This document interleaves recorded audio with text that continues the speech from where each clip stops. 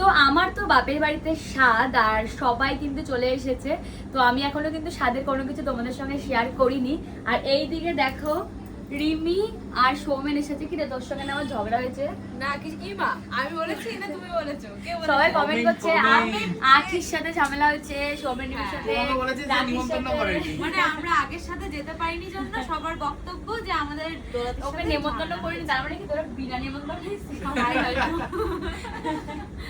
যাই হোক, এখন আমার বাবার বাড়ির স্বাদে ওরা এসেছে। তো আমার বাবার বাড়িতে তো মানে বাবার বাড়িতে অ্যাকচুয়ালি তোমাদের বলি 9 মাসে স্বাদ হয়।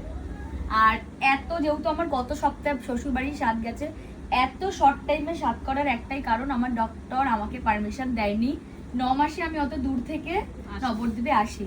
তো তাই জন্য আমাকে 7 মাসের মধ্যেই একটা ডেট বের করে আমাদের বাড়িতে আমার স্বাদের পরের দিনকে 2 দিন পরে মানে যেদিন আমি আসবো তার আগের দিন রাতে ডেট ফিক্সড করা হয়েছে।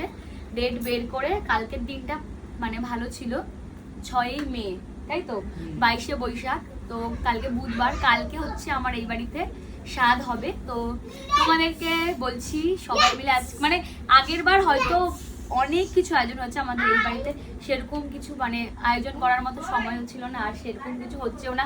আমি যা যা ব্যাকগ্রাউন্ডের জন্য অর্ডার দিয়েছি বলা কিছু আসেনি, না সব কিনে এনেছি আমরা। তাও আমরা ব্যাকগ্রাউন্ড মেন যে ব্যাকগ্রাউন্ডটা ওটা কিসের ওপর এখন আমরা করবো সেটা আমার ভাবা হয়নি। আমার বোনটাই ঘুমাচ্ছে, আমি এখানে জিজ্ঞাসা করবো যে কোথায় করবো না করবো, ঘুমিয়েই যাচ্ছে সকাল থেকে ঘুমিয়ে যাচ্ছে। তো চলো এখন আমরা সবাই মিলে এখানে মজা করি।